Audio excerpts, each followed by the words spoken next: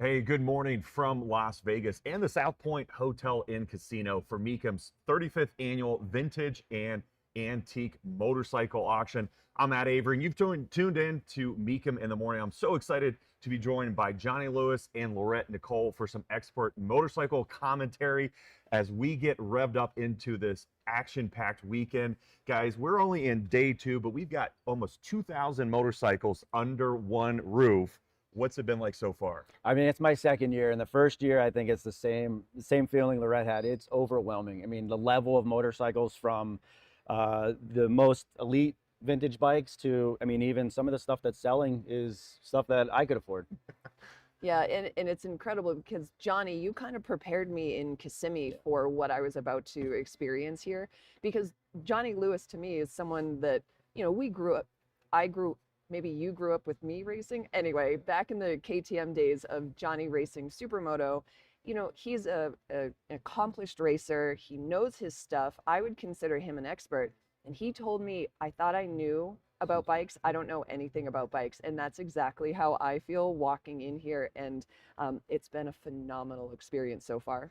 And, guys, as we said, we're only in day two. Obviously, the action just is going to keep getting more and more intense as we get closer to Saturday.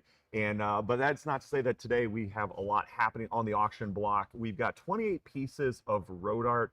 There's some fantastic displays for that collector space, the garage, the basement, the neon signs, and a lot of it is motorcycle themed. There's going to be 443 motorcycles crossing the auction block. That is all vintages, all makes, all models, all types, all two wheels. And of course, that also includes 21 collections. And we have some fantastic collections, large groups of these motorcycles that have been curated a lot of times over years and decades. And I know that that's something I'm really looking forward to seeing. Yeah, Matt, that's a perfect word, curated. And of course, we also, while you're on site, stop by the Mecum shop. We have some great pieces down there to show. And so a lot of those debuted at Mecum Kissimmee. But of course, we've got some motorcycle specific, including the helmet that you see here on our set and the tank shirt, as we call it, that Johnny is wearing. That jersey's new. All kinds of new things going on here. So of course, stop by. It's on the auction floor. You can't miss it. And Laurette, you mentioned that this is your first time coming out to join us for this auction. And I know that Alyssa and I had the chance to kind of give you an introduction yesterday. And even before we were a couple minutes in, Wow.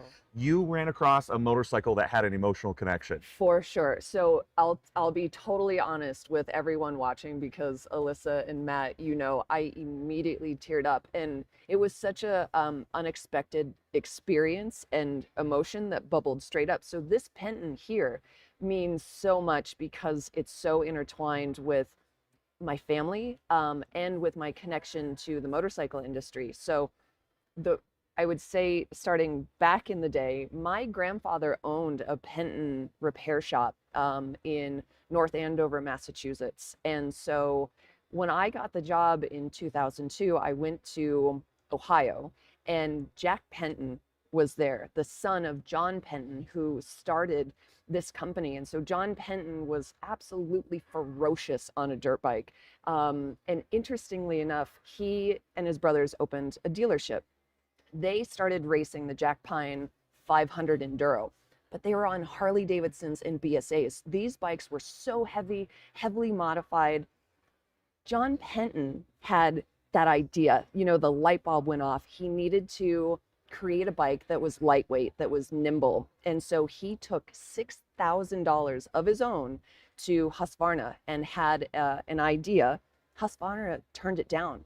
So then John Penton went to KTM in Austria, gave them the design idea, and in 1968, they came back with 6 prototypes of 100cc motorcycles, and that first year, 400 of them sold. So not only do I have my grandfather, and his memory wrapped up in these Pentons, but I have my good friend Jack Penton and dear John Penton, who lived to 100 years old, and that Hall of Famer just passed away last year. Wow. Yeah. And that was just within minutes of being here. Within Laurette. minutes, Matt. And so poor you and Alyssa, because I immediately teared up and choked up as soon as I saw that bike, because I haven't seen even throughout my years and my history with KTM, I haven't seen a Penton. So that was a Penton Mint 400 model, but so I called, or I videoed that for Jack, so I could send him the video because he wasn't available for a FaceTime call. But so I wanted to show him like the whole process. And yeah, he's back in Ohio where it's -10, and that was a bad decision to stay there. You should have been out in Vegas, Jack. And it was also neat, Laurette, to not only see you connect with that bike, but then also to see it across the auction block. You can see it there. And we have 2 other Pentons that are also here on site. We have a 71 and a 76. So cool. And so I'm sure you'll be excited to see those. Can't wait. Now, Johnny, I know that this is your 2nd year coming out, and I know I got to spend some time with you yesterday, seeing you kind of geek out over some of the particular motorcycles. Have you come across any emotional connection or a relationship or someone connected to one of the motorcycles on display? I mean, I think it's this year there's a lot of flat track motorcycles here, and it's kind of cool. You know, I've raced American flat track for almost 20 years, and to see a lot of the motorcycles here. I mean, one of the ones that we talked about yesterday was just an XR750, but it's about the guy who built it. You know, flat track is one of those things where it is the motorcycle, but it's the guy that works on the motorcycle and keeps the motorcycle running and to ride them at the level we ride them. So there's an XR750 here. It's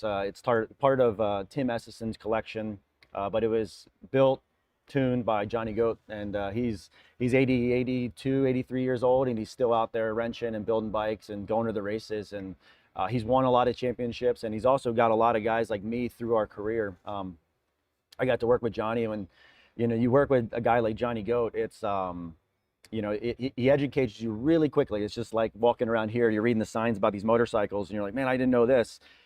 The same thing with the guy like Johnny Goat as a mentor, coach, a engine builder, a race bike builder.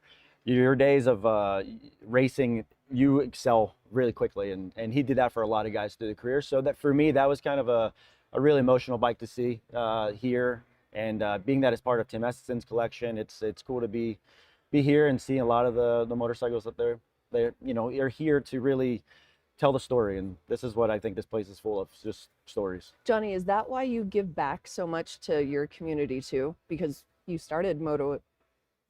Yeah, I mean, it's, you know, the education side of things that I love is I got a lot of help through my career. Yeah. Everybody was, you know, kind of stepped in. You know, I joked you were like my sister. Yeah. When I raced for the factory KTM underneath your husband, was the team manager. Yep. You know, everybody I learned through from my career, just like one person to the next, to the next, to the next. And I think that's the connection of the motorcycles has with, you know, the people that ride them or tune them. When I see the guys walking around here with, you know, we joked about it, notebooks full, you know, of information about these bikes, and they're going through and they're looking at these motorcycles, and they're so detailed, and they know so much more than I know. And you start kind of asking them, hey, like, why do you have this much knowledge? How did you come to be a collector? You know, why are you looking at this motorcycle? Coming to the Mecum auction is also just an education, and it's really cool in itself. And you mentioned that motorcycle came out of a collection, and we've talked about one of the other big elements of an event like this are those collections. We have dozens that are going to be crossing the block, and one of the special ones we were able to get a spotlight on.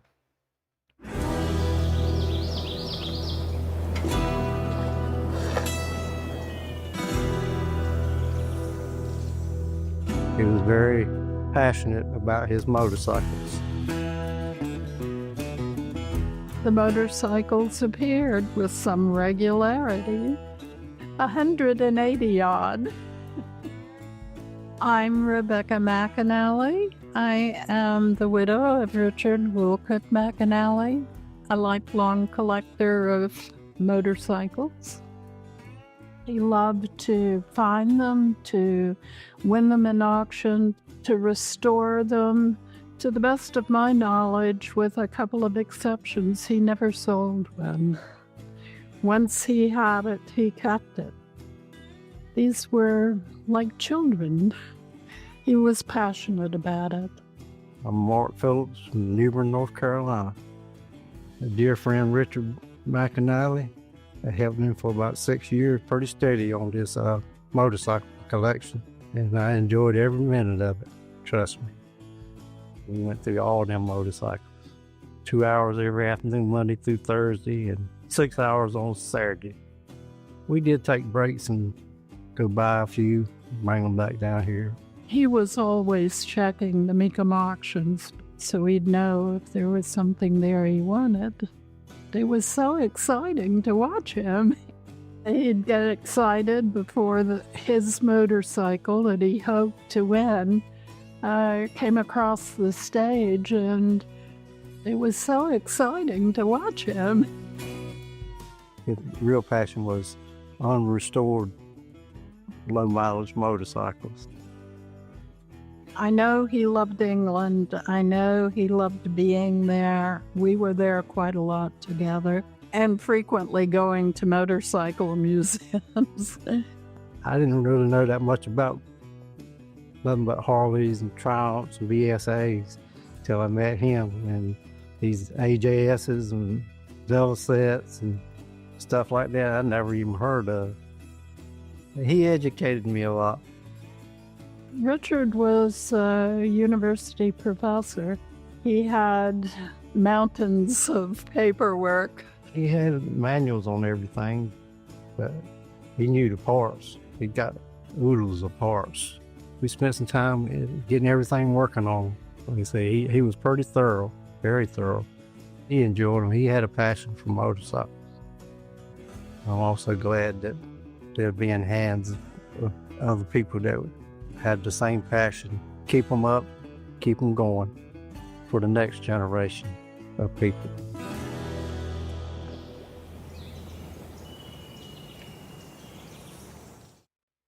Such a large collection, guys, and I know that Robert really loved those British bikes, and I think that's one of the reasons we have so many here crossing the block. But obviously, years of passion. It's so great to see that story be told. Yeah, absolutely. And you mentioned the word earlier that has somehow fallen out of my brain, but it's the collection has been purposeful. What was the word that you Curated. That's the word that I was looking for. Thanks for backing me up.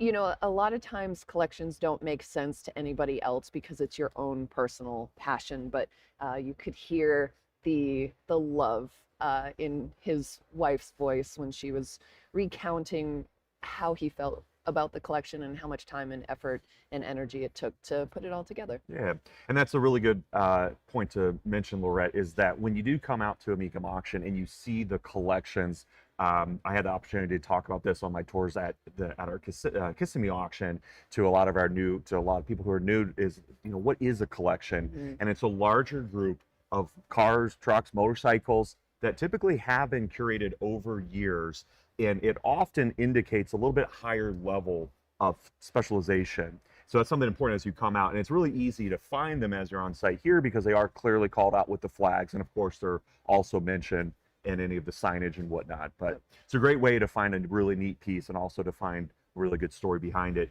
Now, talking about stories, Johnny and Laurette, one of the stars here is a very rare Honda prototype. Oh, yeah. And I couldn't help but dive into that backstory and find out why it's a true showstopper.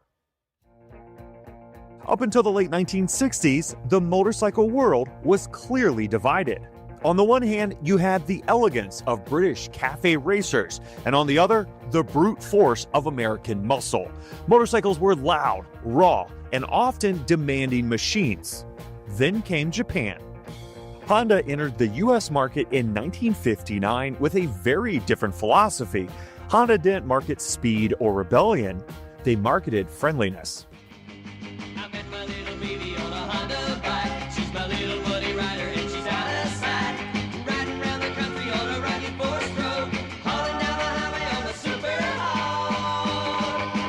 Go little Honda, you meet the nicest people on a Honda. You must admit, you meet the nicest people on a Honda. World's biggest seller. You Meet the Nicest People on a Honda wasn't just an ad campaign, it was a statement.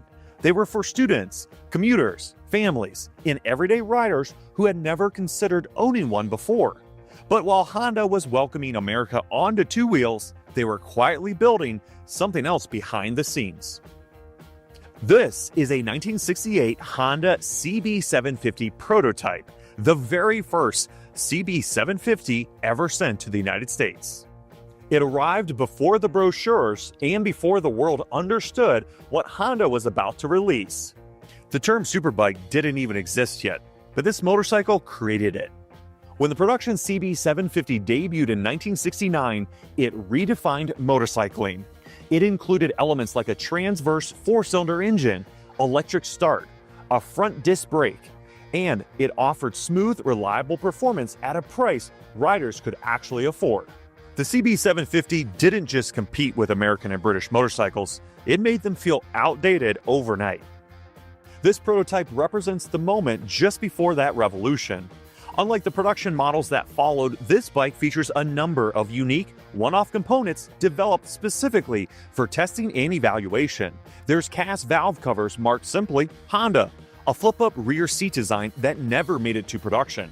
And it's got prototype carburation and early engine details that would later be refined for mass production. Honda sent this motorcycle to the United States in late 1968 to test it, to show it, and to gauge reaction from a market they were about to change forever.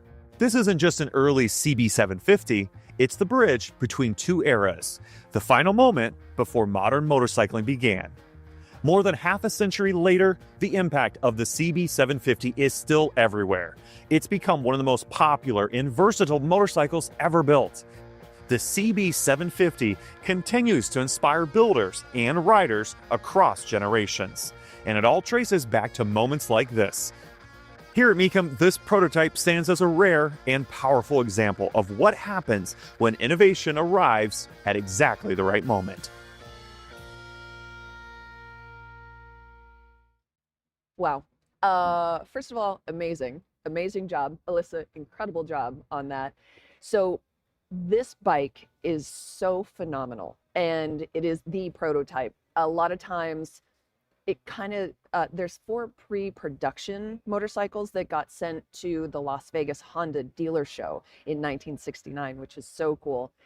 But this bike was nimble, fast, better handling, and honestly, the industry has never been the same. It is before and after the CB750. It's awesome, and it's so cool that it ties back to Vegas. And the other thing too that I really enjoyed seeing firsthand was seeing the prototype, but then having many other examples of what actually went into production and being able to take a close look at that, just because I think it's so fascinating to see the thought process and to see the evolution of a new product, a new motorcycle, and to kind of imagine why subtle things were changing. I think in this case, some of it is for branding, you know, some of the casting and whatnot. I think some of it's obviously mechanical, but just so neat that you can come out to one location and see pieces of history like that, but then see the production run and see how that motorcycle really changed the modern era of 2 wheels. Yep, exactly. And so, yeah, you absolutely captured it in that segment. And I think, Johnny, honestly, Yeah, I mean, what I love about prototype motorcycles is you get to see the engineers kind of like rethink everything, and they kind of take it to that next level. And then, you know, sometimes they have to back it down and they can't go to that full limit, you know, like that they really wanted out of the motorcycle. I've been developing motorcycles for Royal Enfield, the race team, for a couple of years now, and so I'm tied directly into, and you know, with the design side of things, and I see some future stuff coming, and you know, it's cool to see how integrative they can be with, like, all right, we're taking this motorcycle to this next level. You know, they sent the Honda to Vegas because there's no speed limits here at that time in Nevada, so they could go as fast as they wanted and they couldn't get in trouble. So it's just like cool things about that. And then you know, for me, walking around, there's another prototype here, but this prototype never actually made it into production in certain ways. There's a 1912 Royal Enfield Model 60 prototype V-twin. It was kind of like one of their first V-twins they wanted to start building. It was a Swiss motor company. It's called Motosokash, and they built this motor. It was a 344cc motor that they wanted to kind of introduce, you know, the V-twin market a little bit more with these bikes. And but unfortunately, it didn't make production. But in 1913, they ended up doing an in-house build of their own motor. So they weren't sourcing out another motor. They did it, Royal Enfield did it in-house. And, you know, just to see how the process of this prototyping, developed motorcycle is all happens, and then to be here at Mecum, and then you're learning it all while you're here. You know, I never would have known that in 1912 Royal Enfield built this motorcycle, but never went in production. But it's pretty amazing to see that the evolution then of this motorcycle. And you know, that's the uniqueness of being here at Mecum for me. I just you know, I can get chills, you know, and Laurette was talking about the Penton, you know, me talking about, you know, just the evolution of motorcycles and seeing how much it changed and then what the future is going to be, but then see what's going to come next year at Mecum, you know, and then the next year and the next year. There's every year something different that just keeps grabbing my attention, that, you know, makes me like a little kid in a candy store. So I'm excited. And that Royal Enfield is crossing the block tomorrow, Friday at Fun. no reserve. And Johnny, bringing up a good point that when you come out to the Mecum's Las Vegas motorcycle auction, you're not only able to see a ton of cool bikes, Yep. you can see history, you can see the evolution. And I know also it's a source of inspiration for the modern era of motorcycle customization. We have a lot of builders and designers that come out that look across the decades of history on display and take some elements and craft them into their own motorcycle pieces that they typically end up bringing back to us. So it's cool to see that come full circle. And also on display, Laurette, and also crossing the block, we have some race motorcycles. I know you were pretty excited about two of them. Oh, show me. Which ones? Which ones? Well, are we we have talking some about? BM Because we have. Oh, of course we are. You know, because I was so engaged You with were so talking engaged. about Royal Enfield that yes, we have two 1994 BMWs R1100 RSs, Battle of the Legends bikes. Imagine gathering 20 to 25 AMA and world champions and putting them on this incredible bike around Daytona International Speedway for a 5-lap race.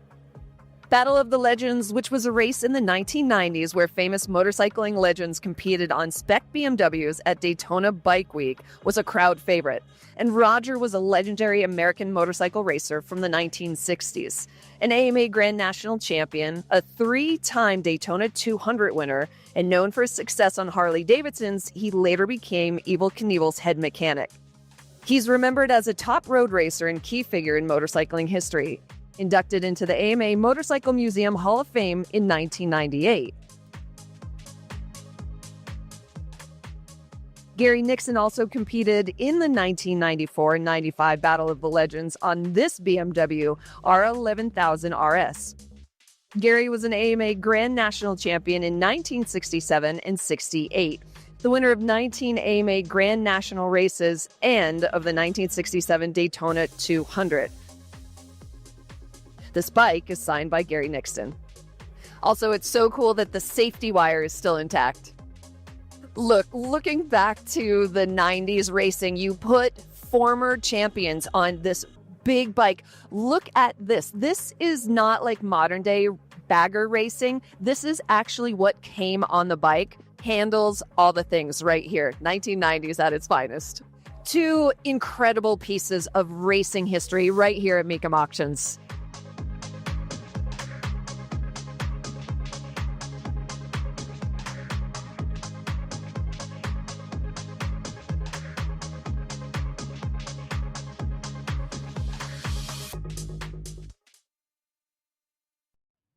Well, we're having an amazing time here at Mecum Las Vegas Motorcycle Auction because there's so much fun things. Listen, I was totally engaged and listening to you talking about the Royal Enfield, and we get to go racing, right? We get to talk about Royal Enfield from 1912, 1913, and we bring it up to the 1990s where you put those big bikes. And that may have been the prototype for King of the Baggers, right? Which is today, modern day. It's so exciting. It's so incredible watching these guys on the full-size Harley Davidsons and Indian bikes.